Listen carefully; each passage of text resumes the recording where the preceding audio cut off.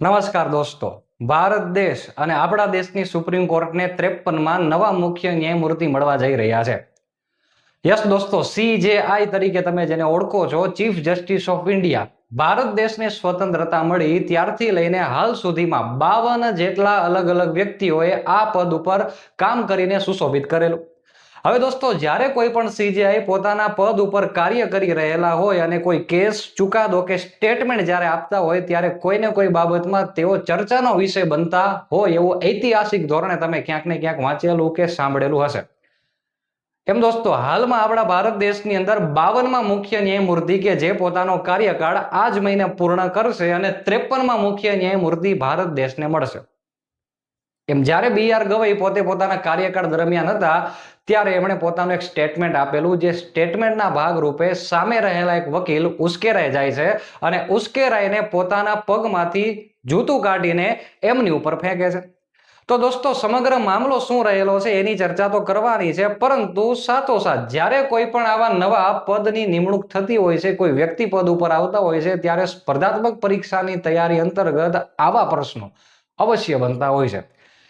જેમ કે અહીંયા જોવા જઈએ તો મુખ્ય ન્યાયમૂર્તિની નિમણૂક જે છે એમાં જસ્ટિસ સૂર્યકાંત સાહેબ 53માં નવા મુખ્ય ન્યાયમૂર્તિ બનશે. તો 53માં મુખ્ય ન્યાયમૂર્તિ શા માટે એમને જ બનાવવામાં આવ્યા? ભારતમાં મુખ્ય ન્યાયમૂર્તિની ચૂંટણીની પ્રક્રિયા અથવા તેમની નિમણૂકની પ્રક્રિયા કઈ રીતે છે, એના અંતર્ગત બંધારણ શું કહે છે, આ સમગ્ર મામલો, આ સમગ્ર જે ચર્ચા છે એની ચર્ચા આપણે આ વિડીયો લેક્ચરની અંતર્ગત કરવા જઈ રહ્યા છીએ. આ વિડીયો લેક્ચરમાં તમને ભારતની સુપ્રીમ કોર્ટ, મુખ્ય ન્યાયમૂર્તિની નિયુક્તિ, રાષ્ટ્રપતિ વડાપ્રધાનનો એના અંતર્ગતનો રોલ શું રહેલો છે, સાથોસાથ અન્ય ન્યાયાધીશો વિશે ચર્ચામાં રહેલી કોલેજિયમ પદ્ધતિ શું છે એના વિશે આપણા વિડીયોમાં ચર્ચા કરવાના છીએ. બનતી ઘટના પ્રમાણે રાકેશ દલાલ નામના એક વ્યક્તિ કોર્ટમાં એક પિટિશન દાખલ કરે છે. આ પિટિશનનો હેતુ એ હતો કે ખજુરાહો મંદિર કે જે મધ્યપ્રદેશની અંતર્ગત સ્થિત છે, આ મંદિરોના સમૂહમાં એક મંદિર, ઝવેરી મંદિર, કે જે ભગવાન વિષ્ણુ સાથે સંબંધિત છે. આ ભગવાન વિષ્ણુના મંદિરની અંતર્ગત ભગવાન વિષ્ણુની 7 ફૂટ ઊંચી એક પ્રતિમા આવેલી છે. આ પ્રતિમાનું માથું જે છે આક્રમણકારીઓ દ્વારા ખંડિત કરી નાખવામાં આવેલું, જેથી પિટિશન કરતાની માગણી એવી હતી કે હાલના સમયની અંતર્ગત લાખો પ્રવાસીઓ આ ખજુરાહોના મંદિરની મુલાકાતો લેવા માટે આવે છે અને કંઈક નેગેટિવિટી લઈને સાથે જાય છે. તો એની માગણી એ હતી કે તમે આ મૂર્તિને ફરી વખત રિનોવેટ કરો અને રિનોવેટ કર્યા પછી તમે આ મૂર્તિ જે છે એને યોગ્ય હાલતમાં જેમ છે એવી ફરી પાછી પુનઃ સ્થાપિત કરો. સુપ્રીમ કોર્ટની અંદર 2 જજની પેનલ હતી, જેમાં એક જજ હતા CJI એટલે કે જસ્ટિસ BR ગવઈ અને સાથે બેઠેલા જજ એટલે કે AG મસી. આ બંને જજ દ્વારા એક એવો ચુકાદો આપવામાં આવે છે કે અહીં પુરાતત્વીય કોઈ પણ એવી બાબતનું કામ કરવું એ સુપ્રીમ કોર્ટ માટે યોગ્ય લાગતું નથી. આર્કિયોલોજી સર્વે ઓફ ઇન્ડિયા એ આ બાબતો વિશે ખૂબ વધારે જાણે છે. સામે રહેલા વકીલ કે જેનું નામ છે રાકેશ કિશોર, આ રાકેશ કિશોર જે છે દલીલ કરે છે, સામા પક્ષથી ફરી પાછી દલીલ થાય છે. આમ દલીલ અને પ્રતિ દલીલના ભાગરૂપે ચીફ જસ્ટિસ ઓફ ઇન્ડિયા કંઈક એવું સ્ટેટમેન્ટ આપે છે કે ભાઈ, this is publicity interest litigation. Go and ask the deity itself to do something now. You say you are a staunch devotee of Lord Vishnu, so go and pray now. દોસ્તો, ગુજરાતીમાં કંઈક આનો મતલબ એવો થાય છે કે તમે પોતે જ દેવતાને જઈને પૂછો કે હવે કંઈક કરે. તમે કહો છો કે તમે ભગવાન વિષ્ણુના કટ્ટર ભક્ત છો, તો હવે જઈને પ્રાર્થના કરો કે ભગવાન પોતે જ પોતાની મૂર્તિનું માથું યોગ્ય હાલતમાં કરીને લાવે. તો દોસ્તો, આ મૂર્તિની જે વાત થઈ રહેલી છે તે આ ખજુરાહો મંદિરમાં, જવારે મંદિર જે આવેલું છે એમાં અહીંયા તમે જોજો મૂર્તિ એકદમ વ્યવસ્થિત હાલતમાં છે, પણ એનું માથું જે છે એ ખંડિત હાલતમાં છે. તો દોસ્તો, આ વિડીયોની આગળ મેં ખજુરાહો મંદિર વિશેની પણ થોડીક એવી માહિતી મૂકેલી છે કે જે સાંસ્કૃતિક વારસાની દ્રષ્ટિએ IMP હોય. જસ્ટિસ BR ગવઈ કે જે 52માં મુખ્ય ન્યાયમૂર્તિ હતા કે તેમણે પોતે પોતાનો કાર્યકાળ શરૂ કરેલો 14 મે 2025 ના રોજ, એટલે કે મે મહિનો 14મી તારીખ 2025 થી પોતાનો કાર્યકાળ જ્યારે એમણે શરૂ કરેલો ત્યારથી લઈને હાલમાં આ મહિને 23મી નવેમ્બર 2025 ના રોજ પોતે પોતાનો કાર્યકાળ સમાપ્ત કરશે. તમે મિત્રો જોઈ શકો છો કે લગભગ 6 મહિના કરતા પણ ઓછો સમયગાળો છે. આટલા સમયગાળાની અંદર એ વ્યક્તિ એટલે કે પોતે 65 વર્ષ પૂર્ણ કરશે અને 65 વર્ષ પૂર્ણ થાય એટલે બંધારણ એવું કહે છે કે તમે સુપ્રીમ કોર્ટમાંથી નિવૃત્ત થવાની લાયકાત ધરાવો છો, નિવૃત્ત થઈ જવાનું. તો એક પ્રશ્ન તો આપણને અહીંયાથી જ મળી ગયો છે કે સુપ્રીમ કોર્ટમાં ન્યાયાધીશોની નિયુક્તિની વય કેટલી નિર્ધારિત કરવામાં આવેલી છે? 65 યર. 65 વર્ષના થાવ એટલે સુપ્રીમ કોર્ટમાંથી નિવૃત્ત થઈ જવાનું છે. તો દોસ્તો, જેવા 23મી નવેમ્બર 2025 ના રોજ 52મા મુખ્ય ન્યાયમૂર્તિ BR ગવઈ પોતાનો હોદ્દો છોડશે અને તરત જ 24મી નવેમ્બર 2025 ના રોજ 53મા મુખ્ય ન્યાયમૂર્તિ જસ્ટિસ સૂર્યકાંત સાહેબ જે છે એ પોતાનો હોદ્દો ધારણ કરશે. જ્યારે કોઈ પણ બંધારણીય પદ અથવા તો ભારત દેશની અંદર કોઈ મોટા પદાધિકારીઓની નિમણૂક થતી હોય છે ત્યારે સ્પર્ધાત્મક પરીક્ષા અંતર્ગત આવા પ્રશ્ન અવશ્ય બનતા હોય એવું તમે જોયેલું હશે. તો આજના જે ટોપિક્સ અંતર્ગત ચીફ જસ્ટિસ ઓફ ઇન્ડિયામાંથી કેવા પ્રશ્નો દરેક વિદ્યાર્થીઓને આવડતા હોવા જોઈએ અને કેવા પ્રશ્નો તમને થવા જોઈએ એની થોડી માહિતી મેળવીએ. તો આપણા સંવિધાનની અંદર મુખ્ય ન્યાયમૂર્તિની નિયુક્તિ માટેની કોઈ જોગવાઈ છે ખરી ભાઈ? એટલે કે અનુચ્છેદ નંબર 124 શું કહે છે? ભારતના મુખ્ય ન્યાયમૂર્તિની નિયુક્તિ કેવી રીતે થવી જોઈએ એની ચર્ચા થોડા જ સમયમાં આપણે કરીએ. CJI ની નિયુક્તિ કરશે કોણ? ભારત દેશની અંદર મુખ્ય ન્યાયમૂર્તિની નિયુક્તિ કોણ કરે છે? રાષ્ટ્રપતિ કરશે, વડાપ્રધાન કરશે, કાયદા મંત્રી કરશે કે કાયદા મંત્રાલય કરશે? ચલો આગળ વધીએ. એના પછીનો મુદ્દો છે ચીફ જસ્ટિસ ઓફ ઇન્ડિયાની નિયુક્તિ માટેની કોઈ પરંપરા છે ખરી? તો જી બિલકુલ, જવાહરલાલ નહેરુના સમયગાળાથી જ ભારત દેશની અંદર એક પદ્ધતિ શરૂ થાય છે. આ પદ્ધતિ જે છે વર્તમાનમાં પણ અમલમાં છે. તો જોઈએ છીએ કે તે સમયગાળાથી લઈને હાલ સુધી આમાં કોઈ ચેન્જીસ થયેલા છે અને થયેલા છે તો કયા પ્રકારના ચેન્જીસ થયેલા છે એની ચર્ચા આપણે કરીએ.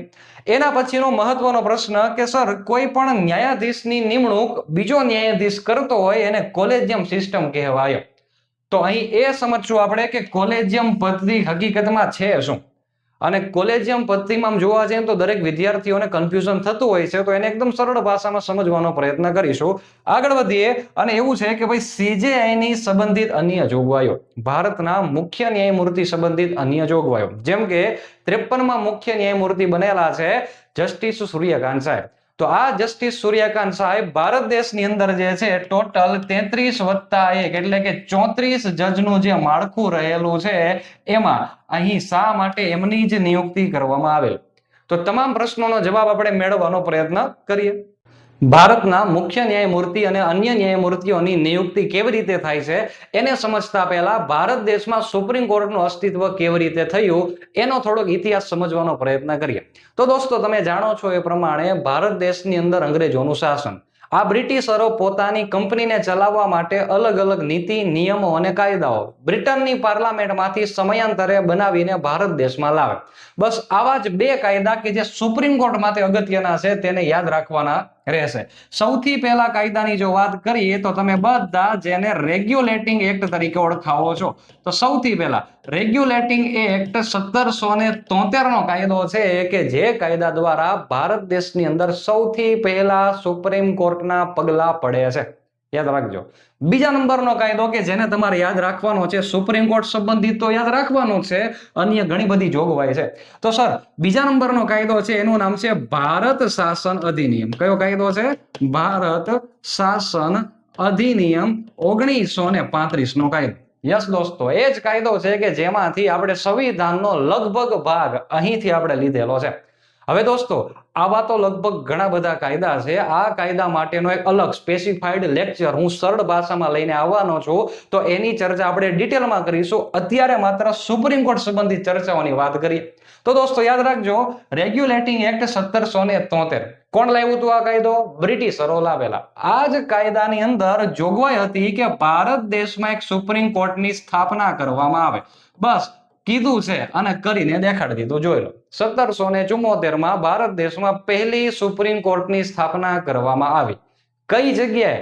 તો તમે જાણો છો કે એની સ્થાપના બ્રિટિશ ઈસ્ટ ઇન્ડિયા કંપની જે હતી એની જે હેડ ઓફિસ હતી એટલે કે બંગાળ ખાતે. કઈ હેડ ઓફિસ હતી? બંગાળ ખાતે. હવે બંગાળમાં એક્ઝેક્ટ લોકેશન તમારે જોવું હોય તો ફોર્ટ વિલિયમ. કયા લોકેશનમાં? ફોર્ટ વિલિયમ ખાતે જે છે એ સુપ્રીમ કોર્ટની સ્થાપના કરવામાં આવેલ. હવે એઝ યુ નો તમે બધા જાણો છો એ પ્રમાણે કે 1774 માં બ્રિટિશરોનું ભારત દેશમાં શાસન, એટલે કે સુપ્રીમ કોર્ટમાં કામ કરવા વાળો જે સ્ટાફ હશે એ પણ ભારતનો હશે કે બહારનો હશે? બિલકુલ બ્રિટિશરોનો સ્ટાફ હશે. ભારતીય વ્યક્તિઓને આવા ઊંચા પદ ઉપર કોઈ બેસાડતો નહોતું ભાઈ.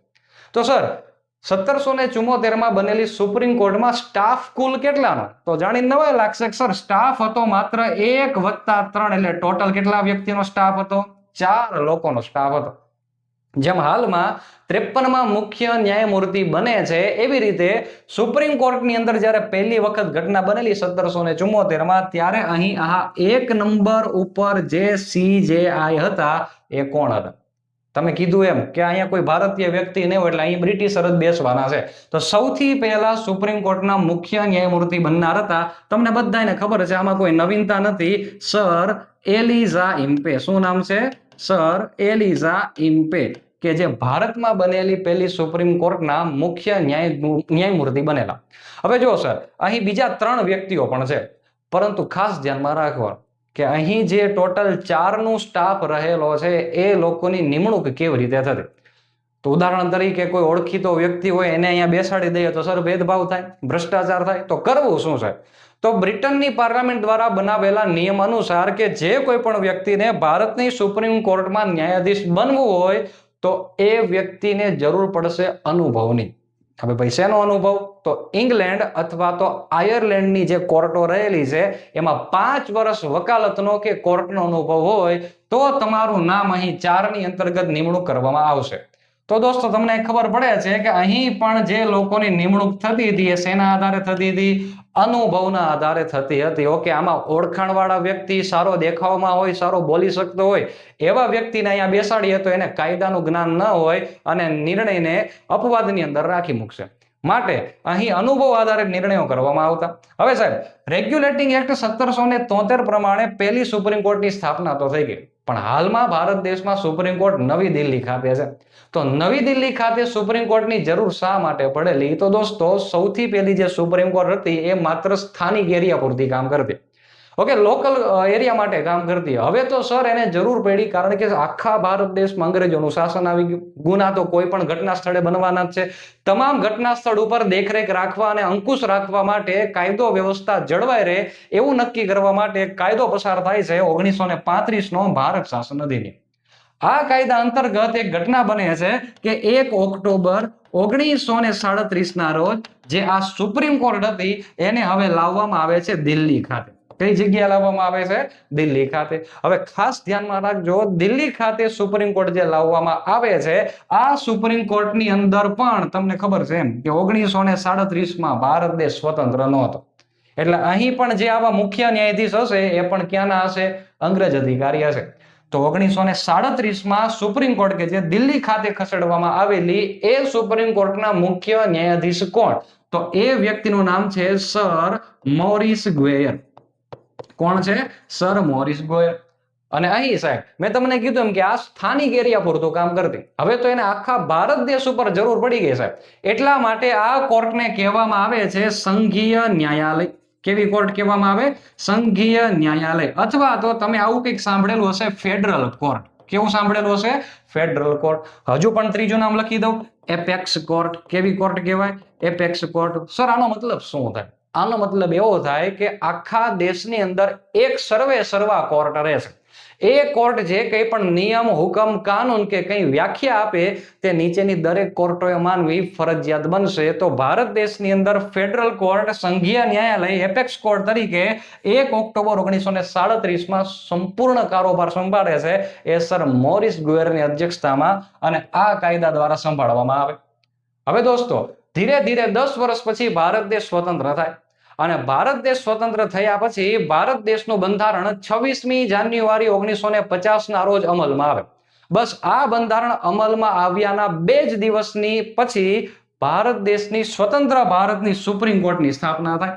તો આપણે એ ધ્યાનમાં રાખીશું કે સ્વતંત્ર ભારતની સુપ્રીમ કોર્ટ, સ્વતંત્ર ભારતની સુપ્રીમ કોર્ટ. ઓકે, તો 28મી જાન્યુઆરી 1950 ના રોજ સ્વતંત્ર ભારતની સુપ્રીમ કોર્ટની સ્થાપના નવી દિલ્હી ખાતે કરવામાં આવે છે અને આ 28 જાન્યુઆરી 1950 ના રોજ યથો ધર્મસ્થ તતો જય. મહાભારતનું એક સરસ મજાનું ધ્યેય વાક્ય, જ્યાં ધર્મ છે ત્યાં વિજય છે, એ ધ્યેય વાક્ય ઉપરથી ભારત દેશની સુપ્રીમ કોર્ટની સ્થાપના થાય.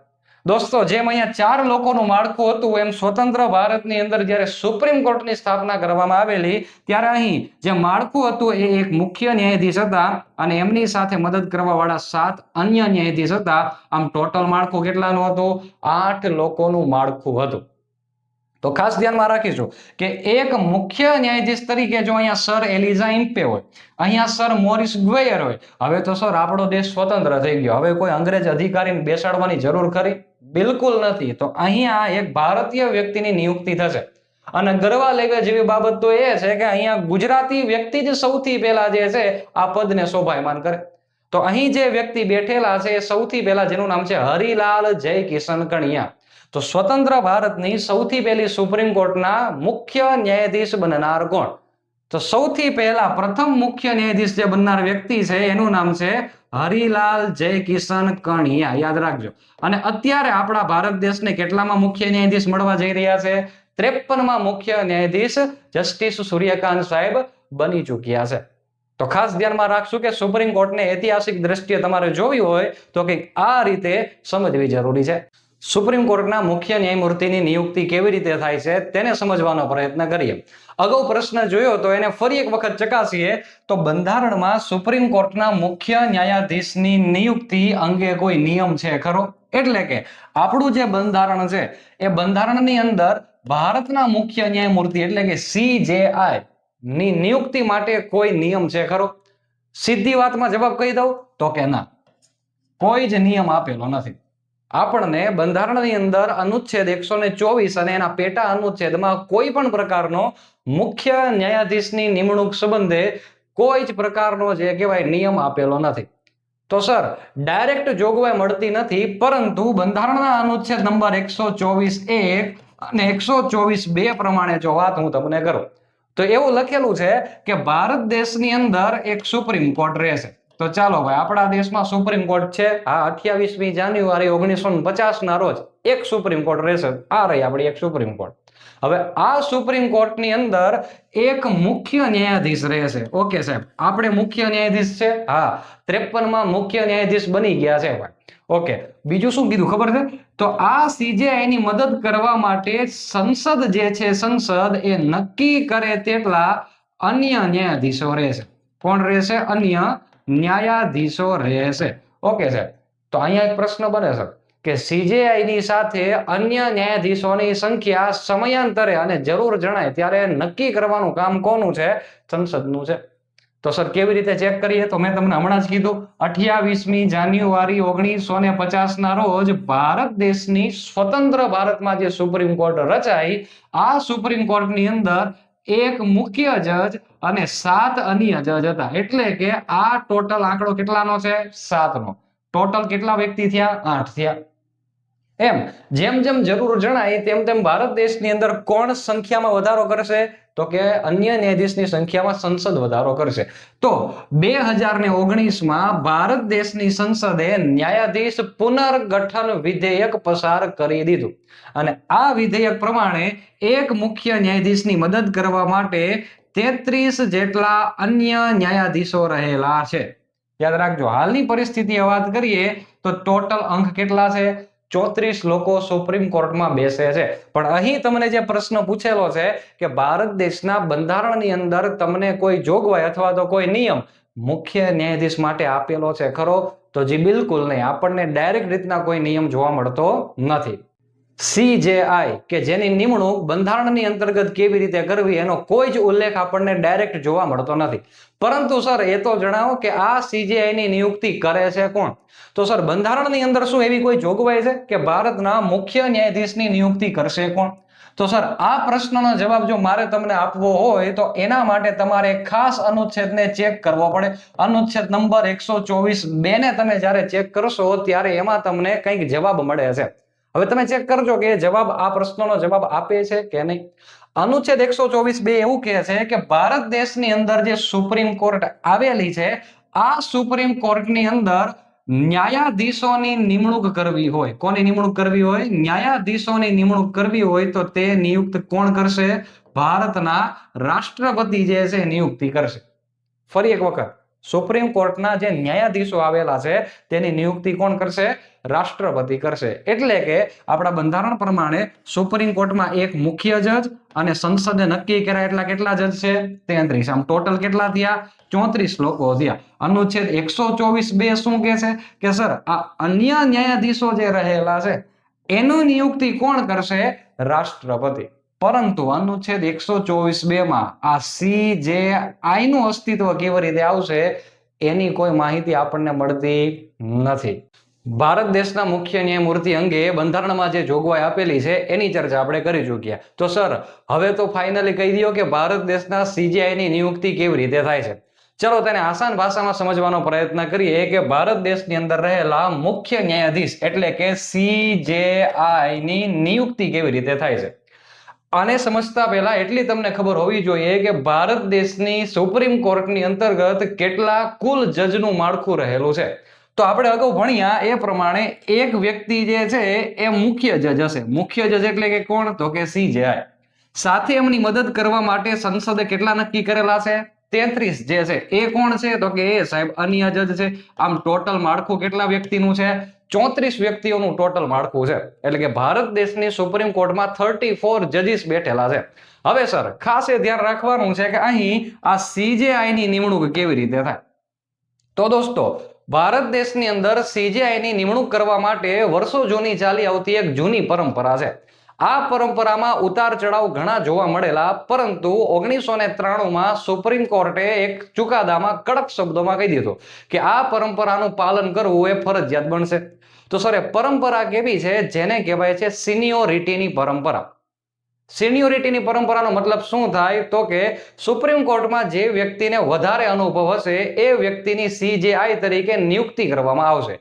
તો સર ઉદાહરણ દ્વારા સમજવાનો પ્રયત્ન કરીએ. ભારત દેશમાં હાલમાં 52માં જે CJI હતા જેનું નામ હતું જસ્ટિસ BR ગવઈ સાહેબ. ઓકે, ગવઈ સાહેબ 52મા નંબરમાં હતા. હવે સર આ સિનિયોરિટીની પરંપરા એવું કહે છે કે જે વ્યક્તિ આમના પછીનો સુપ્રીમ કોર્ટમાં અનુભવ ધરાવતો હશે એ વ્યક્તિ, એટલે કે અહીંયાથી જો આપણે વાત કરીએ તો એ વ્યક્તિ એટલે કે કોણ? તો કે એ વ્યક્તિ જેનું નામ છે જસ્ટિસ સૂર્યકાંત. યાદ રાખજો શું નામ છે એમનું?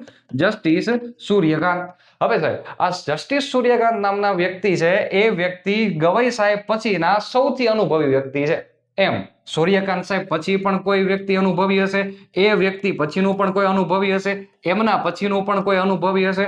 એમ ભારત દેશની અંદર અનુભવના આધાર ઉપર ચીફ જસ્ટિસ ઓફ ઇન્ડિયાની પસંદગી અથવા તો નિયુક્તિ કરવામાં આવે છે. હવે થાય છે આ પ્રક્રિયા કેવી રીતે?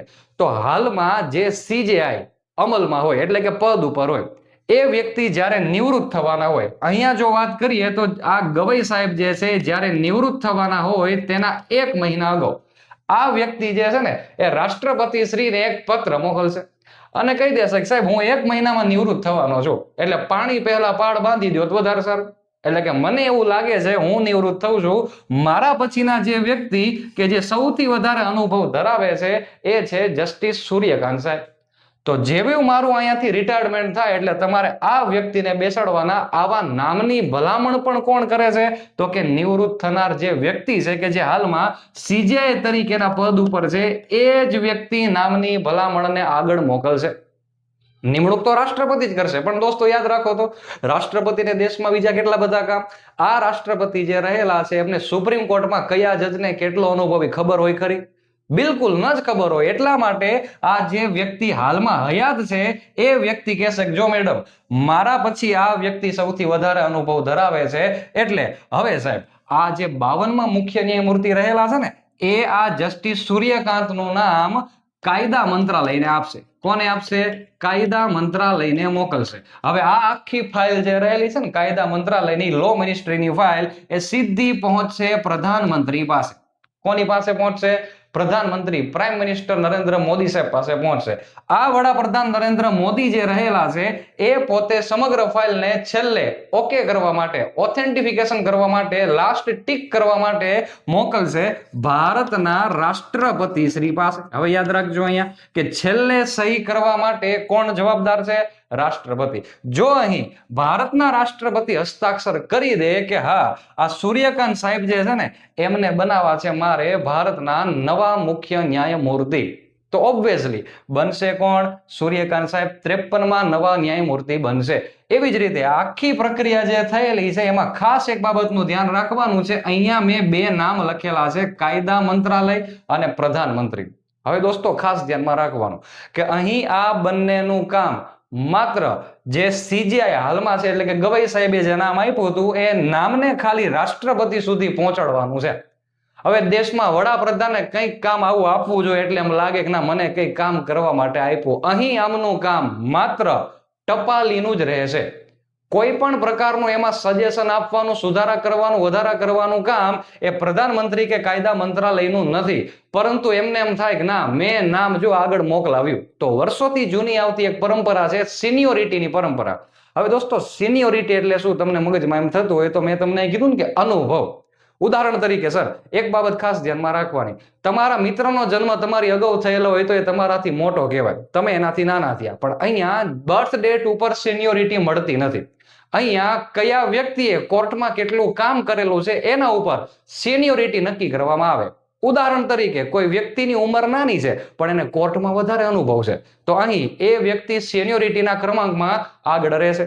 તો સર વર્ષોથી આવી ચાલેલી પરંપરા હોય તો સાહેબ ક્યારેક એનો ભંગ થયેલો હોય એવું જાણવા મળેલું છે. ઉદાહરણ તરીકે સૂર્યકાંત સાહેબ પછી માની લ્યો કે અહીંયા એ નામના વ્યક્તિ જવાબદાર છે કે એવડે વ્યક્તિ આવવા જોઈએ, પરંતુ એક્ઝામ્પલ તરીકે આ ન્યાયમૂર્તિ એવું કહે છે કે ભાઈ આ વ્યક્તિને આપણે આને ડાયરેક્ટ બનાવવા છે ભારતના મુખ્ય ન્યાયમૂર્તિ. તો શું આવું શક્ય છે ખરું? જી બિલકુલ. 1973 અને 1977માં ઇન્દિરાબેન ગાંધીની સરકાર વખતે આ જે આખી પરંપરા જે છે એને તોડવામાં આવેલી. એટલે કે જે સિનિયોરિટીના ક્રમમાં જે વ્યક્તિ આવતા હતા એ વ્યક્તિઓને રદ કરીને ડાયરેક્ટ અગાઉના એટલે કે જે પાછળના ક્રમાંક ધરાવતા હતા ને એમની સીજીઆઈ તરીકે નિમણૂક કરવામાં આવેલી. દેશના બંધારણમાં આવો કોઈ પણ કાયદો નહોતો અથવા તો કોઈ સુપ્રીમ કોર્ટનું સ્ટેટમેન્ટ નહોતું કે આ પરંપરાને જાળવી રાખવામાં આવે. હાલની જો વાત કરીએ તો 1993માં સુપ્રીમ કોર્ટે પોતાના સ્ટેટમેન્ટમાં કડક શબ્દોમાં કહી દીધેલું છે કે આ પરંપરાને યોગ્યતા આધારે જાળવી રાખવી પડશે. આમ ભારત દેશની અંદર સીજીઆઈની નિમણૂક કોણ કરે છે? તો સીજીઆઈની નિમણૂક સીજીઆઈ પોતે જ એમના અગાઉના જે હોદ્દેદાર વ્યક્તિઓ એમનું નામની ભલામણ કરી દેશે. તો દોસ્તો અહીં ધ્યાન રાખવાનું એ છે કે તમારે જો ભારત દેશની અંદર મુખ્ય ન્યાયમૂર્તિ બનવું હોય તો તમારે પહેલા અહીંયા 33 જજની અંદર જે કહેવાય ને એ સ્થાન મેળવવું પડે. તો ભારત દેશની સુપ્રીમ કોર્ટની અંદર મુખ્ય ન્યાયાધીશ બનવા માટે પહેલા જજ તરીકે, ન્યાયાધીશ તરીકે તમે કામ કરતા હોવા જરૂરી છે. અહીંયાથી જ તમારો અનુભવ નક્કી થાય અને અહીંયા સિનિયોરિટીનો અનુભવ નક્કી થયા પછી તમે અહીંયા 1 નંબર એટલે કે સીજીઆઈના હોદ્દા ઉપર બેસી શકો. તો ભારત દેશની અંદર આ જજ બનવા માટેની કંઈક લાયકાતો આપવામાં આવેલી છે. વાત કરું તો અનુચ્છેદ 124ના પેટા અનુચ્છેદ 3માં કીધેલું છે કે જો કોઈ પણ વ્યક્તિને સુપ્રીમ કોર્ટમાં ન્યાયાધીશ બનવું હોય તો એના માટેની એક ખાસ જોગવાઈ છે કે પહેલા તો આ વ્યક્તિ ભારતનો નાગરિક હોવો જોઈએ. ચાલો સર, તો હું પણ ભારતનો નાગરિક છું અને છોકરાઓ તમે ભારતના નાગરિક છો. એનો મતલબ એવો છે કે આપણે 33 અન્ય જજ છે એમાં બધા આપણે ઇકો બાંધીને જતા રહી ત્યાં? બિલકુલ નહીં. તો એના માટેની થોડીક બીજી સ્પેસિફાઈ જોગવાઈ છે. શું જોગવાઈ છે એની ચર્ચા કરીએ. તો સર વાત એવી કરેલી છે કે જેટલી પણ રાજ્યમાં હાઈકોર્ટ આવેલી છે અત્યારે આ તારીખે આ સમયની જો હું વાત કરું તો 25 જેટલી હાઈકોર્ટ અલગ અલગ રાજ્યની અંદર જોવા તમને મળશે. આવી કોઈ પણ હાઈકોર્ટમાં કોઈ વ્યક્તિએ 5 વર્ષનો, કેટલા વર્ષનો અહીંયા યાદ રાખજો, 5 વર્ષનો ન્યાયાધીશ તરીકેનો અનુભવ કરેલો હોવો જોઈએ. ઉદાહરણ તરીકે ગુજરાત હાઈકોર્ટ છે. ગુજરાત હાઈકોર્ટમાં કોઈ વ્યક્તિએ 5 વર્ષ જજ તરીકેનો અનુભવ કરેલો હોય એટલે કે કામ કરેલું હોય તો એનું નામ સુપ્રીમ કોર્ટની અંદર આ 33 અન્ય જજની અંદર સામેલ થવા માટે લાયક છે. નથી 5 વર્ષનો અનુભવ, ચિંતા કરવાની નથી. તમારા માટે બીજી સ્કીમ આપવામાં આવેલી છે કે 5 વર્ષનો ન્યાયાધીશ તરીકેનો અનુભવ ન હોય તો હાઈકોર્ટની અંદર જ 10 વર્ષનો તમને વકાલતનો અનુભવ હોવો જોઈએ, એટલે કે એડવોકેટનો અનુભવ તમને હોવો જોઈએ. ઓકે સર, 2 સ્કીમ મળે છે. સૌથી પહેલા 5 વર્ષ ન્યાયાધીશનો અનુભવ, આ તો અઘરી વાત થઈ. ઓકે, 10 વર્ષ સુધી તમે એડવોકેટ એટલે કે વકાલત કરેલી હોય તો તમે અહીંયા 33 અન્ય જજમાં તમે બેસી શકો છો. ઇતિહાસમાં આવી ઘણી નોંધપાત્ર ઘટનાઓ છે કે ઘણા ખરા વ્યક્તિઓ વકીલમાંથી ડાયરેક્ટ સુપ્રીમ કોર્ટમાં જજ બનેલા છે. અને અંતિમ જોગવાઈ કે આવી કોઈ પણ કેટેગરી તમારી પાસે નથી તો માત્ર રાષ્ટ્રપતિ તમને ઓળખતા હોવા જોઈએ એટલે ઓળખાણ હોય, ઘરના સંબંધ હોય, ચા પાણીના, એવી ઓળખાણ નહીં બેટા. ઓળખાણનો મતલબ એવો થાય છે કે અહીં તમે રાષ્ટ્રપતિની દ્રષ્ટિએ એમની નજરમાં તમે ન્યાયવિદ હોવા જોઈએ, કાયદાશાસ્ત્ર ન્યાયવિદ તમે હોવા જોઈએ. આટલી જોગવાઈ તમને આપે છે ભારત દેશમાં સુપ્રીમ કોર્ટના મુખ્ય ન્યાયાધીશ બનવા માટે. પરંતુ હજુ કહું છું, મુખ્ય ન્યાયાધીશ જો બનવું હોય તો પહેલા તમારે શું બનવું પડશે? સામાન્ય ન્યાયાધીશ તરીકે સુપ્રીમ કોર્ટમાં પગ મૂકવો પડશે. તો અગાઉ જોયું એમ કે ભારતમાં જે હાલમાં કાર્યરત જે મુખ્ય ન્યાયમૂર્તિ છે તે નિવૃત્ત થવાના હોય ત્યારે બીજા વરિષ્ઠ વ્યક્તિનું નામ પોતે જાહેર કરીને જાય. તમે ચિત્રમાં જોઈ શકો છો કે આ ગવાઈ સાહેબ જે છે એમણે જસ્ટિસ સૂર્યકાંત સાહેબનું નામ જે છે સિલેક્ટ કરીને રાષ્ટ્રપતિ શ્રી પાસે ફાઇલ પહોંચાડી. જો આમ વરિષ્ઠતાનો ક્રમ જો સરકાર જાળવી રાખે, જો આ દેશની અંદર આ સિસ્ટમ ફોલો કરવામાં આવે અને આ પરંપરા જો જાળવવામાં આવે તો હવે પછી જસ્ટિસ સૂર્યકાંત સાહેબ પછી કયા કયા વ્યક્તિઓ ન્યાયાધીશ તરીકે બેસી શકે છે એનો સમગ્ર ફોટો 2033 સુધીનો જો આપણે ડિસ્પ્લે ઉપર દેખાય. એટલે કે વરિષ્ઠતાના ક્રમમાં કોઈ વ્યક્તિ, માની લો કે જસ્ટિસ સૂર્યકાંત સાહેબ પછી આવે છે તો આમાંથી કોઈ પણ વ્યક્તિ, એટલે કે આ પણ હોઈ શકે, આ પણ હોઈ શકે, આ પણ હોઈ શકે, એમ વરિષ્ઠતાના ક્રમમાં જે આ વ્યક્તિ નક્કી કરશે કે મારા પછી આ વરિષ્ઠ વ્યક્તિ છે, હું આમનું નામ અપોઇન્ટ કરું છું, પછી આ નામ કાયદા મંત્રાલય પાસે, પ્રધાનમંત્રી પાસે, રાષ્ટ્રપતિ અપ્રૂવ આપે એટલે ડીલ ડન થાય. તો દોસ્તો નોંધવાનું, અત્યાર સુધી આ પદ ઉપર કોઈ પણ CJI તરીકે મહિલાનું નામ આવેલું નથી. પરંતુ દોસ્તો અહીં ખાસ ધ્યાનમાં રાખવાનું કે આ ચિત્રની અંદર તમે એક મહિલાનું પણ ફોટો જોઈ રહેલા હશો. તો આપણા માટે આ ઐતિહાસિક ઘટના બનવા જઈ રહેશે જ્યારે આપણા દેશની અંદર એક મહિલા CJI તરીકે પદભાર સંભાળે. તો અહીં આ બધા જજીસ જે તમે જોવો છો એ હાલમાં 33 ન્યાયાધીશોની કેટેગરીમાં છે. અને આ 33 ન્યાયાધીશની કેટેગરીની અંદર વારાફરતી જો પરંપરાને ફોલો કરવામાં આવે તો 2033 સુધી તમને આમાંથી જ ચહેરા દેખાશે કે જે CJI નું પદ શોભાયમાન કરતા હોય. તો CJI બનવા માટેની લાયકાતો આપણે જોઈ લીધા બાદ હવે સર તમે તો એવું કીધું કે જો તમારે CJI બનવું હોય તો ભારતની અંદર સુપ્રીમ કોર્ટમાં 33 ન્યાયાધીશની અંદર તમારે એન્ટ્રી મેળવવી પડશે.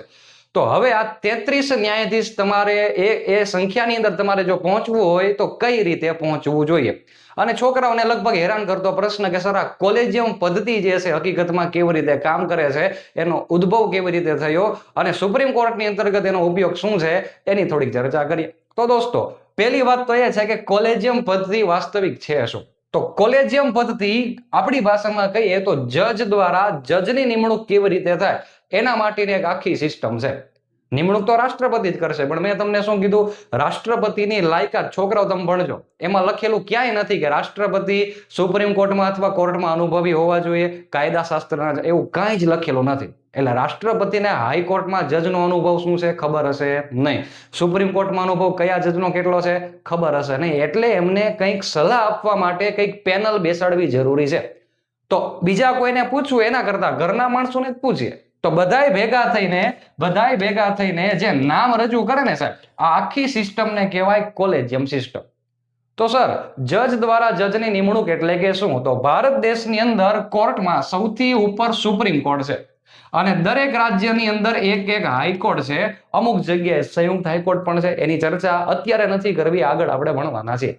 તો દોસ્તો કોલેજિયમ પદ્ધતિ એ સુપ્રીમ કોર્ટમાં અને હાઈકોર્ટમાં જજની નિમણૂક માટે છે અને જજના ટ્રાન્સફર માટે છે. ગુજરાત રાજ્યની હાઈકોર્ટમાં કોઈ XYZ નામના જજ છે, એમને આપણે છેક સાઉથમાં મોકલવા છે તો ટ્રાન્સફર કરવું છે, પણ કોનું કરવું, કેવી રીતે કરવું, એના માટે મીટિંગ જે થાય છે એ સમગ્ર મીટિંગ કરવાવાળી પદ્ધતિ એટલે કેવી પદ્ધતિ? કોલેજિયમ પદ્ધતિ.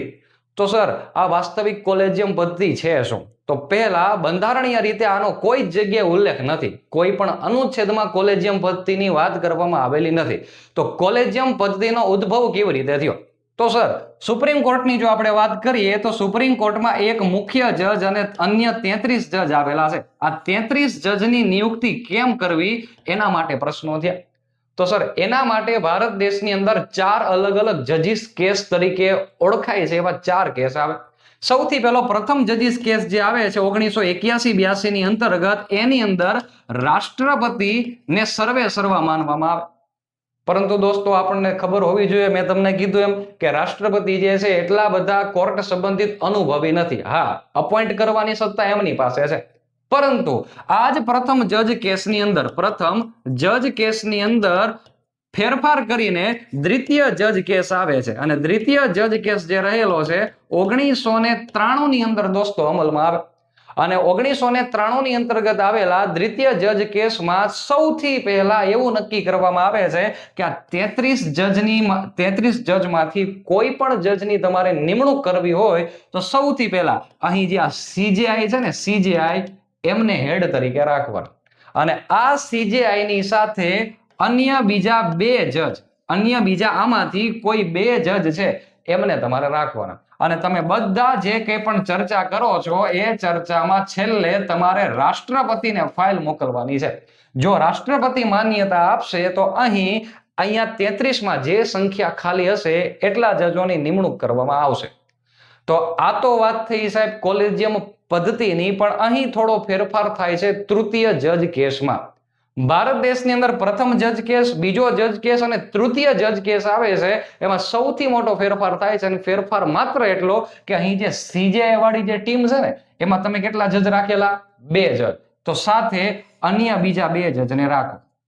અન્ય બીજા કેટલા જજને રાખો? 2 જજને રાખો. પેલા 2 હતા, હજુ વધારે 2 મૂકેલા, ટોટલ કેટલા થયા? 4 વ્યક્તિ થયા. અને 5મા કયા વ્યક્તિ? સીજેઆઈ પોતે. તો સર કોલેજિયમ સિસ્ટમમાં ખાસ કરીને સુપ્રીમ કોર્ટની જો આપણે વાત કરીએ તો જજ દ્વારા જજની નિમણૂક કેવી રીતે થાય? તો જો સીજેઆઈ છે તો સૌથી પહેલા આપણે સીજેઆઈ ને કહી દેવાનું તમારે ભાઈ હાજર રહેવું જ પડશે. બીજું શું છે તો કે જે સંખ્યા ખાલી છે એમાં આપણે નવા જજને લાવવાના છે. ક્યાંથી લાવીશું? હાઈકોર્ટમાંથી. કેવી રીતે લાવશું? તો બધાનો નિર્ણય લેવાનો. એ નામનો વ્યક્તિ સારો, બી નામનો વ્યક્તિ સારો, સી નામનો સારો, આ બધા વચ્ચે મતદાન અંદરો અંદર થશે, એમની ટીમ પૂરતું થશે. યાદ રાખજો. હવે સાહેબ આ 4 લોકો જે છે એમને કહેવાનું તમારે નિર્ણય લેવાનો છે. પહેલો વ્યક્તિ, બીજો વ્યક્તિ, ત્રીજો વ્યક્તિ અને ચોથો વ્યક્તિ, એમ ટોટલ 4 વ્યક્તિ આ જજ, અને 5મા વ્યક્તિ કોણ છે? મુખ્ય ન્યાયાધીશ. સુપ્રીમ કોર્ટની કોલેજિયમ પદ્ધતિમાં 5 મુખ્ય ન્યાયાધીશ હોય, અને 5 ન્યાયાધીશ હોય, મુખ્ય ન્યાયાધીશ 1 હોય. ઓકે દોસ્તો, તો અહીં આ લોકોની ટીમ દ્વારા જે કંઈ પણ નામ અપોઇન્ટ થશે એ ફરી પાછું કોને મોકલવાનું? કાયદા મંત્રાલયને મોકલવાનું. આ કાયદા મંત્રાલય જે છે એ નામ કોને મોકલશે? તો કે પીએમ ને મોકલશે. અને પીએમ નામ અંતિમ સ્વરૂપે કોને મોકલશે? રાષ્ટ્રપતિને મોકલશે. સર અહીંયા પ્રશ્ન થવો જોઈએ કે સર આ 4 લોકોની ટીમ અને 5મા વ્યક્તિ, આ 5ની ટુકડીએ જે નામ આપેલું છે, શું રાષ્ટ્રપતિ એમાં ફેરફાર કરવાનું કહી શકે ખરા? તો જી બિલકુલ. રાષ્ટ્રપતિ એક વખત એમને પુનઃ વિચાર કરવાનું કહી શકે કે જો ભાઈ તમે આ નામ આપેલા છે એમાં હું એક વખત તમને હજુ કહું છું જાઓ ચેક કરી આવો. ઓકે, આ ફરી પાછી આમની મીટિંગ થાય, ફરી પાછા એ જ કેસ ઉપર ચેક થાય, અને ચેક થઈને જો ફરી પાછું રાષ્ટ્રપતિ શ્રી પાસે આવશે તો અહીં રાષ્ટ્રપતિ ફરજિયાત હસ્તાક્ષર કરવા બંધાયેલા છે. અને જેવી અહીંયા માન્યતા મળે, જે અહીં ખાલી જગ્યા હશે એમાં જે લોકો નામ આપેલા છે એ બધાની શપથવિધિ થશે, અને હવે બધાય અપ ટુ ડેટ હાઈકોર્ટમાંથી ડાયરેક્ટ કૂદકો મારીને ક્યાં બેસવાના? સુપ્રીમ કોર્ટમાં બેસવાના. તો કોલેજિયમ સિસ્ટમ કોના માટે છે? સૌથી પહેલા સુપ્રીમ કોર્ટમાં ન્યાયાધીશની નિમણૂક કરવી હોય એના માટે, અને હાઈકોર્ટની અંદર પણ આખી કોલેજિયમ સિસ્ટમ બેઠશે કે જેની અંદર પણ આવી જ રીતે મહત્વના કામ થશે, જે આપણે ભાગ નંબર 6 માં જ્યારે સુપ્રીમ કોર્ટ અને હાઈકોર્ટની ચર્ચા કરીશું ત્યારે આગળ ભણવાના છે. પણ કોલેજિયમ સિસ્ટમનો સાચો અર્થ એ છે કે ન્યાયાધીશની બઢતી કરવી હોય, એમની નિમણૂક કરવી હોય કે એમની બદલી કરવી હોય તો આવા નિર્ણય લેવા માટે એમના લોકો હોય એ યોગ્ય ગણાશે. એટલા જ માટે રાષ્ટ્રપતિને કીધું છે કે અમે તમને જે આ રિપોર્ટ મોકલીએ છીએ એ રિપોર્ટમાં અંતિમ હસ્તાક્ષર તમારા માન્ય ગણવામાં આવશે. જેવા રાષ્ટ્રપતિ હસ્તાક્ષર કરશે એટલે થોડા જ દિવસોમાં એમની શપથ વિધિ કરવામાં આવશે. જેવી શપથ વિધિ થાય એટલે એમણે હાઈકોર્ટમાંથી ડાયરેક્ટ ક્યાં બેસવા માટે આવવાનું છે? સુપ્રીમ કોર્ટમાં બેસવા માટે આવવાનું છે. સુપ્રીમ કોર્ટ સંબંધિત અનુચ્છેદની જો હું તમને ચર્ચા કરું તો સ્પર્ધાત્મક પરીક્ષા માટે અનુચ્છેદની સાથે એની પેટા જોગવાઈ પણ મહત્વની સાબિત થાય છે. ઉદાહરણ તરીકે સુપ્રીમ કોર્ટ આવે એટલે અનુચ્છેદ 124 દરેક વિદ્યાર્થી મિત્રોને યાદ હોવો જરૂરી છે. ભાગ નંબર 5 માં 124 થી લઈને 147 સુધીમાં સુપ્રીમ કોર્ટ અંગેની ચર્ચાઓ કરવામાં આવેલી છે. પરંતુ પેટા જોગવાઈની જો આપણે વાત કરીએ તો સુપ્રીમ કોર્ટની અંદર અનુચ્છેદ 124 નો પેટા અનુચ્છેદ 1 એવું કહે છે કે ભારતમાં એક ઉચ્ચતમ ન્યાયાલય રહે છે. દોસ્તો ખાસ ધ્યાનમાં રાખજો, એક છે ઉચ્ચતમ ન્યાયાલય અને બીજું છે ઉચ્ચ ન્યાયાલય. ઉચ્ચતમનો મતલબ થાય છે સુપ્રીમ કોર્ટ અને ઉચ્ચનો મતલબ થાય છે હાઈ કોર્ટ. અહીંયા આપણને એક્ઝામમાં આવા શબ્દો પૂછે છે, એટલે ખાસ કરીને આવા શબ્દો ઉપર ખાસ ભાર આપવો પડશે. આગળ વધીએ. જે ભારતના સીજેઆઈ અને કાયદાથી સંસદ વધુ સંખ્યા ઠરાવે, આપણે આગળ જોઈ લીધું, એટલા લોકોનું વધુમાં વધુ ખાલી જગ્યા ન્યાયાધીશોનું રહેશે. એટલે કે વધુમાં વધુ એટલે કેટલા? તો કે જ્યારે આપણું બંધારણ બન્યું ત્યારે અહીંયા 7 નંબરનો આંકડો હતો, કેમ કે 7 + 1 તો જ 8 થાય ને. અત્યારે કેટલા છે? તો કે 33 છે. ઓકે, એવો ને એવો અનુચ્છેદ છે 124(2). 124(2) ની જો હું વાત કરું તો રાષ્ટ્રપતિ ન્યાયાધીશોને નિમણૂક કરશે અને તેઓ જેટલા લોકોની નિમણૂક થાય કેટલા વર્ષ સુધી કાર્યરત રહેશે? 65 યર્સ. એટલે કે ભારત દેશમાં સુપ્રીમ કોર્ટની અંદર આવવા માટેની કોઈ લાયકાત નથી. કેટલા વર્ષ શું છે એવું કઈ જ નથી, પણ હા જવા માટેની લાયકાત છે. કેટલા વર્ષે? 65 વર્ષની ઉંમર થાય એટલે બેગ પેક કરવાનું, બીજાનું નામ બોલવાનું અને નીકળી જવાનું. પણ અહીં ધ્યાન રાખજો, સીજેઆઈ હોય કે કોઈ પણ 33 જજમાંથી કોઈ પણ હોય, બધાની નિવૃત્તિની વય સરખી જ છે. એવું નહીં કે સીજેઆઈ હોય એટલે 2 વર્ષ એક્સટેન્શન ના આપીએ. આપણે આગળ જોયું ને BR ગવઈ સાહેબના ફોટામાં. આગળ વધીએ. કોણ ન્યાયાધીશ નહીં બની શકે? તો આપણે જે લાયકાત જોઈ ને હમણાં કે ભારતનો નાગરિક ન હોય એ નહીં બની શકે. હાઈકોર્ટમાં 5 વર્ષનો ન્યાયાધીશનો અનુભવ ન હોય, નહીં બની શકે. વકાલતનો 10 વર્ષનો અનુભવ ન હોય, બિલકુલ નહીં બની શકે. તો અહીંયા અપવાદ આપેલા છે, પણ એને આપણે લાયકાતમાં ટ્રાન્સફર કર્યા. ઓકે, મહત્વનું એ છે 124(4) ન્યાયાધીશોને હોદ્દા પરથી દૂર કરવાની પ્રક્રિયા. સાચી વાત છે સાહેબ કે આપણા દેશમાં 1+33 એટલે કે ટોટલ 34 ન્યાયાધીશો આવી ગયેલા છે. અને કદાચ કઈક એવી ઘટના બને કે આ લોકો દેશ વિરુદ્ધ અથવા તો બંધારણ વિરુદ્ધનું કામ કરવા માટે જઈ રહેલા હોય, તો એમને અટકાવવા માટેનું શું? નિમણૂક તો આટલી મોટા ઉપાડે કરી નાખી. અટકાવવા હોય, એમને કાઢવા હોય તો શું? તો કાલથી ન આવતા એવું કહી દેવાય? ના ભાઈ, આ વિદ્યાર્થી નથી, આ તો દેશની સુપ્રીમ કોર્ટની અંદર બેઠેલા જજ છે. સુપ્રીમ કોર્ટ અને હાઈકોર્ટમાંથી જજને હટાવવા હોય તો મહાભિયોગ જેવી એક પ્રક્રિયા છે. મહાભિયોગ નહીં, મહાભિયોગ જેવી એક પ્રક્રિયા છે. અને એ પ્રક્રિયા બંધારણમાં ઉલ્લેખિત નથી. યાદ રાખજો, આ પ્રક્રિયા માટે કાયદો સંસદે બનાવેલો છે અને કાયદાને કહેવાય છે ન્યાયાધીશ તપાસ અધિનિયમ. જો તો ન્યાયાધીશ તપાસ અધિનિયમ 1968 ના આધારે એમને હટાવવા માટેની પ્રક્રિયા સંસદમાં કરવામાં આવશે. જે આપણે આપણા રૂટીન લેક્ચર શરૂ થાય એમાં આપણે સમજવાનો અને સરળ ભાષામાં ઉપયોગ આપણે કરીશું, જેથી કરીને ન્યાયાધીશ તપાસ અધિનિયમ શું કહે છે અને મહાભિયોગ જેવી પ્રક્રિયા શું છે એની એ વખતે ચર્ચા કરીશું. અત્યારે આપણે સુપ્રીમ કોર્ટ ઉપર ફોકસ કરીએ તો 124(6) નંબરનો અનુચ્છેદ એમ કહે છે કે ન્યાયાધીશોને શપથ લેવા બાબત. તો ભારત દેશમાં જેટલા પણ ન્યાયાધીશો હશે એ બધા રાષ્ટ્રપતિની સમક્ષ શપથ લેશે. અનુસૂચિ 3 માં જે ફરમો આપેલો છે એ પ્રમાણેની શપથવિધિ થશે. ઓકે, આગળ જોઈએ. અનુચ્છેદ 124(7) ઉચ્ચતમ ન્યાયાલય ઉપર ચેક કરો. ઉચ્ચતમ એટલે શું છે? Supreme court. સુપ્રીમ કોર્ટના ન્યાયાધીશ તરીકે જે વ્યક્તિએ હોદ્દો ધરાવેલ હોય એવા કોઈ પણ વ્યક્તિ નિવૃત્ત થયા પછી કોઈ પણ જગ્યાએ વકાલત કે વ્યવસાય કરી શકશે નહીં. જુઓ સર, રેવન્યુ તલાટીમાં અહીંયાથી પ્રશ્ન પૂછેલો હતો. અનુચ્છેદ કામનો નથી, આપણે 124 જ યાદ રાખવાનું છે. પરંતુ 124 ની પેટા જોગવાઈમાં જે વિગત લખેલી છે એ એક્ઝામમાં પૂછાય છે. તો જો સાહેબ, ભારતના રાજ્ય ક્ષેત્રની અંદરના કોઈ પણ ન્યાયાલયમાં અથવા કોઈ પણ સત્તા અધિકારી સમક્ષ ઓકે કોઈ પણ પ્રકારનું કામકાજ કરી શકશે નહીં. તો અનુચ્છેદના પેટા અનુચ્છેદ તમારે યાદ રાખવાના એટલા બધા જરૂરી નથી. હા, જીપીએસસી 1-2 ની પરીક્ષાની તૈયારી કરતા હોય તો એનો આપણે ડિટેલમાં લેક્ચર આવશે, એમાં હું તમને કહીશ. પરંતુ અત્યાર પૂરતું એટલું ધ્યાનમાં રાખજો કે અહીં જે અનુચ્છેદ છે એની પેટા જોગવાઈ તમારે ખાસ ધ્યાનમાં રાખવાની છે, કારણ કે રિસેન્ટલી એક્ઝામની અંદર જ રેવન્યુમાં અહીંયાથી પ્રશ્ન નીકળેલો હતો. અગાઉ મેં ચર્ચા કરી હતી એ પ્રમાણે ખજુરાહો મંદિર કે જે હાલમાં ચર્ચાનો વિષય છે એ તો સાંસ્કૃતિક વારસાની દ્રષ્ટિએ થોડો ઘણો એનો ભાગ આપણે ચકાસી લઈએ. તો દોસ્તો તમે સરસ મજાનું ચિત્ર જોઈ રહેલા છો ખજુરાહો મંદિરનું કે કુદરતે ભરપૂર એને સૌંદર્ય પ્રદાન કરેલું છે. તો આવા મંદિરોની શ્રેણી કઈ જગ્યાએ છે, કયા શાસકો દ્વારા બાંધવામાં આવેલી, થોડીક ચર્ચા એની જો આપણે કરીએ તો મંદિરોના નિર્માણ ઈસવીસન 950 થી લઈને 1050 વચ્ચે થયેલા છે. એટલે કે 10મી થી 11મી સદીની આજુબાજુમાં અહીંયા જે છે એ તમને ખજુરાહોના મંદિરનો વિકાસ અને બાંધકામ થયેલું એવું જાણવા મળશે. સાથોસાથ વાત કરીએ મંદિરનું નિર્માણ કરનાર શાસકો જે હતા એ ચંદેલ વંશના શાસકો હતા. ઐતિહાસિક ધોરણે તમે આ વંશ અભ્યાસક્રમમાં ભણતા હશો.